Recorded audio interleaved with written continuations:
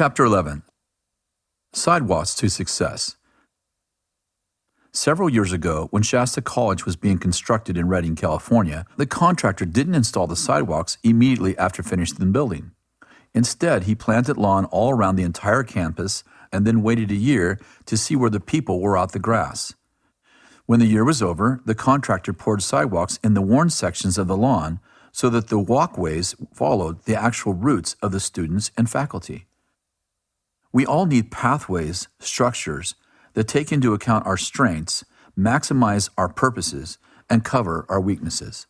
Yet many of us live with structures that were built for someone else or constructed for a different season in life, so they keep us from being fully actualized.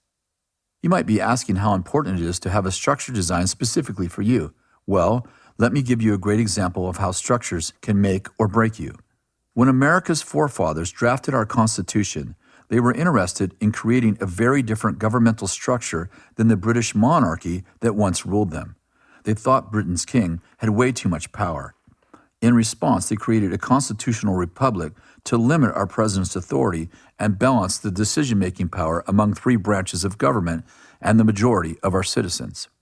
But as our forefathers contemplated our young country's future, they realized that a republic is great in a time of peace. But if our nation were ever under siege, a structure with so many checks and balances would process decisions too slowly to win a war at home.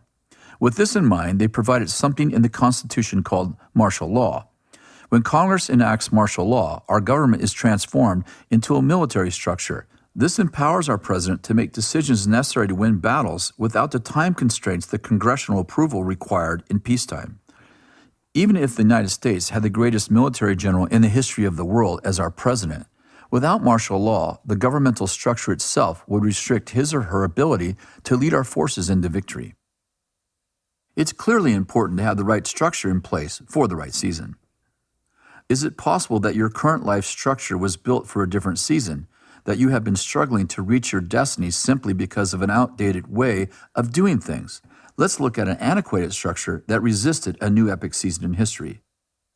It was 1908 in America, and the first Model Ts had just begun to roll off the assembly line. The cars cost $825, and Henry Ford was selling them like hotcakes at a loggers convention. Before the year was over, Ford had delivered 10,000 of these babies to people all over the country. 4 short years later, Henry dropped the price to $575, and the sales soared yet again. But people were still arguing over which form of transportation was more efficient, cars or horses. The comparisons raged on, with Ford measuring the strength of their cars in, quote, horsepower, 20 horsepower to be exact. But the real challenge facing Ford had nothing to do with the automobile itself. All the transportation structures in place had been developed around horses. Narrow dirt roads had been built for horses instead of wide, paved highways constructed for cars. Stables were everywhere, but there were no gas stations. Farriers were in the stables in every town, but there were no mechanics. Veterinarians took care of the horses, but there were no repair shops. Even though the automobiles were a much better form of transportation, it would be years before America realized the full potential of the car simply because of the constraints of the infrastructure. What does this mean for you? Maybe you're a Ferrari driving on a dirt trail hewed out for horses, wondering why you can't get any traction. If you're feeling stuck, it might be a good idea to consider whether the structures around you are conducive to what you're called to do. For example, if you're working in a church as a songwriter and a worship leader, then an 8-to-5 schedule is probably not the best structure for you because inspiration refuses to be confined to a clock and a calendar. You may be in the middle of writing a song, chasing the melody through a meadow in your mind, and then you realize that your shift is over. Yet you know that you can't leave because the vision is fading into obscurity. Therefore, you chase the melody all night and finally leave your post in the wee hours of the morning. But the schedule says that you must be back in your office by 8 a.m. Creative people need flexibility so that they can chase inspiration without the constraints of a schedule designed for factory workers on an assembly line. This is what we discovered with Bethel Media. Bethel Media is an $8 million nonprofit business owned and operated by Bethel Church. We started the business 15 years ago when we began copying Bill Johnson's sermons onto cassette tapes and selling them to people who wanted them. In the first year, our tiny business lost $60,000. Eventually, we figured out that the business had to be moved out of the pastoral wing of the building because the atmosphere was designed around dialogue, not production. We took over a modular building 100 feet from the pastoral wing, and suddenly our profits soared. In fact, the second year, we made $60,000 profit. You might be asking, what created such a dramatic turnaround in such a short time? The answer is simple. We built a structure that emphasized and thus maximized productivity. In the pastoral wing, success was measured by lives changed through conversation and prayer. But Bethel Media changed lives through products that people could listen to and watch. The more cassette tapes that we produced, the more people were helped by our ministry. Unlike Bethel Church, Bethel Media's goal was not to build relationships with the world, but to produce as many cassette tapes as possible each hour. We found it impossible to keep people focused on production in a culture built for conversation. In other words, we had the right people, but they were in the wrong structure. The moral of the story is simple. If you want to maximize your full potential, you have to discover, develop, and deploy a structure that is proactively built for you. Assessing your destiny. In my life journey, I have discovered 5 main questions to keep in mind when proactively creating structures built for success. Misunderstanding the questions to any of these will form structures that limit, resist, or even derail your destiny. The truth is, whatever you misdiagnose, you will mistreat. So let's take a closer look at these 5 foundational questions. The following lists are meant to help you process and proactively evaluate the structures with which you are currently living, so you can determine whether they are empowering or constraining you. But these are not complete lists. They are catalysts to inspire you to catalog the qualities in you that need protection and that need empowerment in order for you to achieve your goals in life. Number 1, who is leading? The Apostle Paul said, I say to everyone among you not to think more highly of yourself than you ought to think, but to think as to have sound judgment. That's Romans chapter 12, verse 3. So the first step to determining what structure will maximize God's purposes through you is to look inward and to do so with sound judgment. Here are some examples of questions that might reveal the characteristics you need to be aware of as you consider what structure best complements you and the calling that God has on your life. What are your greatest strengths? What are your greatest weaknesses or constraints? Are you an internal or external processor? What is your greatest fear? What is your greatest passion? Are you a visionary or an administrator? Are you introverted or extroverted? Are you highly relational? Does interacting with people make you feel alive or overwhelmed, intimidated, and exhausted? Are you transparent by nature or intensely private? Are you good at facing people or do you avoid confrontation? How do you interact with people around you? Are you a teacher, a parent, an exhorter, an inspirer, comforter, or a protector? Are you a leader or a manager? Are you a risk taker who lives in the future and is passionate about reproducing the vision you have seen inside? Or are you someone who values security and naturally creates safe environments where expectations are consistently met and trust is built? Number 2, who are the people you are leading? My close friend, Paul Manwaring, is a great leader of our staff. He leads our global legacy churches and network. But before Paul came to Bethel Church, he was a prison governor for a juvenile facility in England. I'm sure the contrast between the people he was leading and is now leading is obvious, but allow me to explain it further. When Paul was in England, he led those whose society had to control from the outside because they refused to exercise self-control. Therefore, much of the leadership structure in the prison was based around control, rehabilitation, and cognizant retraining. Conversely, Global Legacy is a network of church leaders who, for the most part, have excellent character.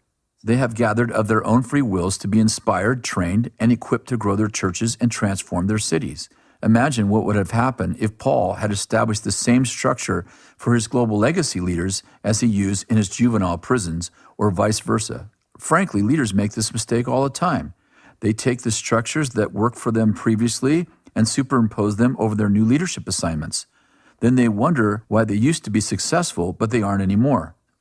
To help you avoid this pitfall, here are some examples of questions you should consider about the people you are called to lead. What are the greatest strengths of your people? What are your people's greatest weaknesses? Are your people mature or new believers? What is the social or economic dynamic of your people? What level of favor and respect do you have with your people? Do they trust you? If so, at what level and in what areas do they trust you? How do your people perceive themselves? Are their perceptions accurate? Metaphorically speaking, are your people civilians or soldiers? Are your people lovers or warriors? How do your people relate to money? Are they generous, frugal, cynical, and so on? Are your people leaders, thinkers, highly educated, politically minded, or followers? How do your people relate to you?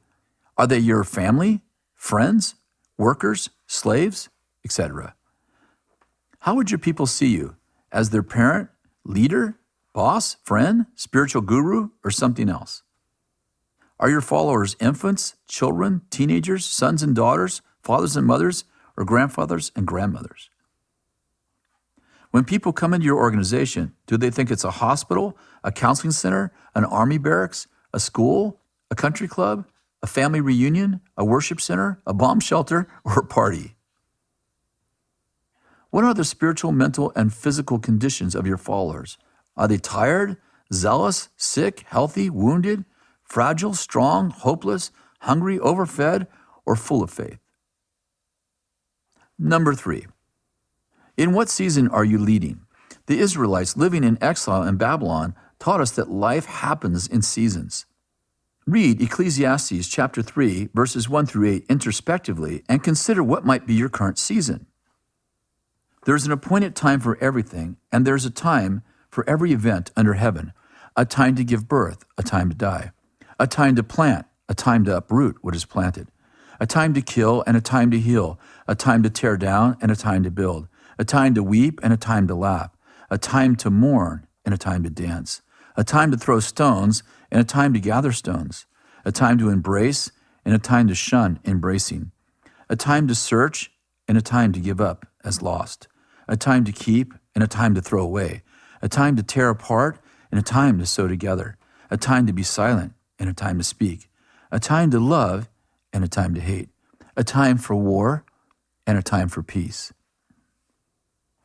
You must build structures that are relevant to the season in which you find yourself. So let me ask the same question about the seasons in a different way. What time is it? Can you imagine trying to plant corn in the dead of winter, or building a house in the midst of a war, or insist that your 2-year-old son or daughter learn calculus? These examples seem ridiculous, but leaders do this type of mismatching all the time. It's imperative that you understand the season you and your people are in so you can build structures that are congruent with the times.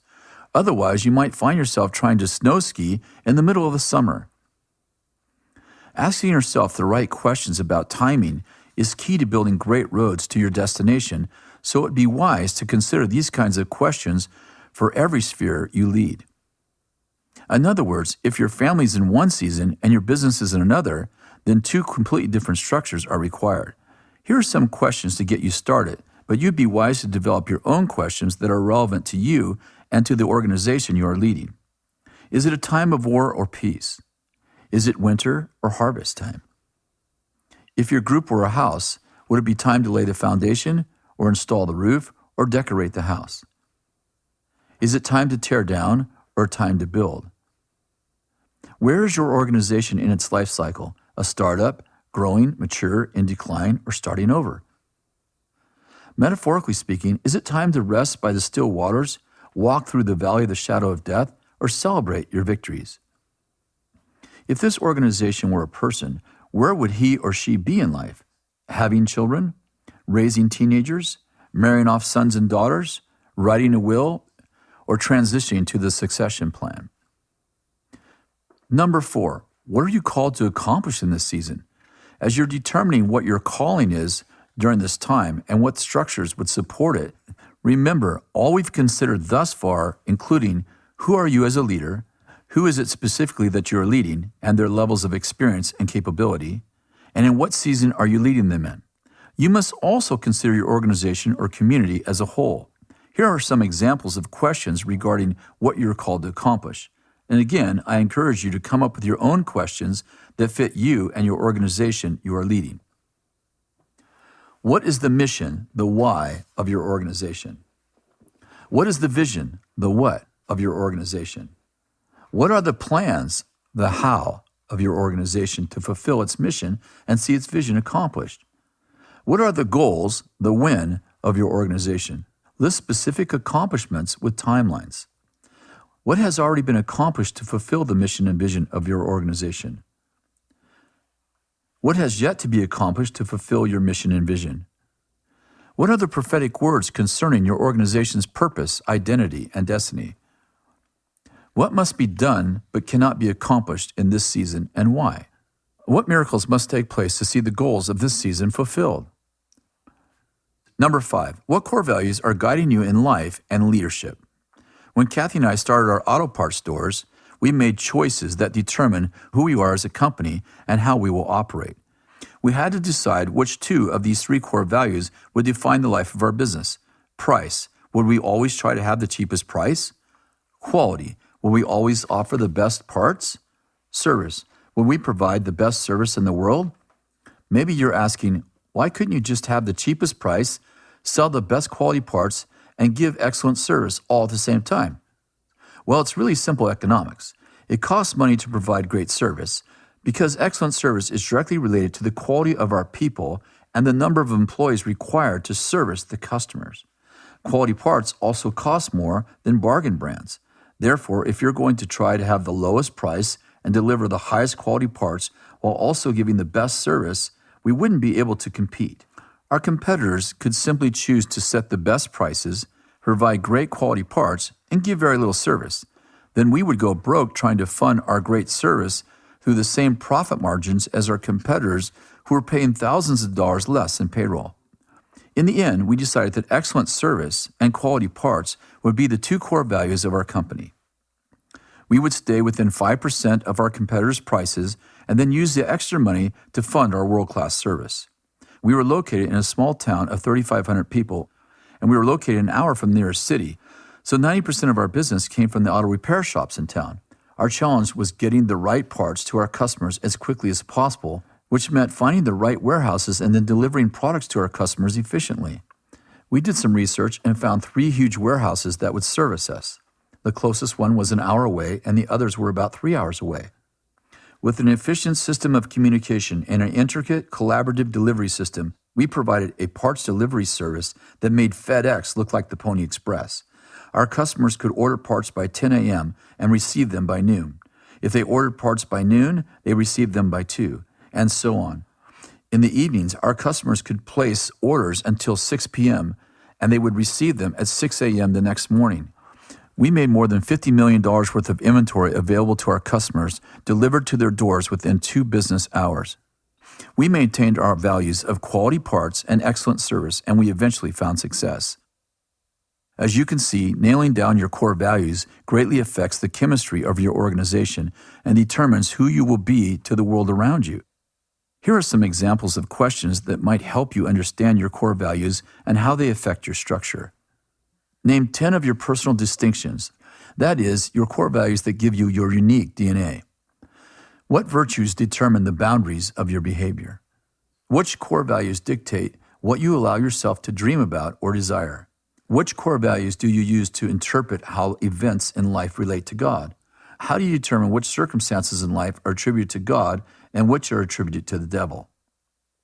Write a brief model that would communicate to the people experiencing your organization what to expect from you. For example, our auto parts store model was, excellent service is the crossroad difference. What repeated behaviors do you want your core values to inspire in your team? What do you want your organization's reputation to be? What do you want to be famous for? What repeated behavior will give you this reputation? Read this chapter with your team and, as a group, write your answers on a whiteboard.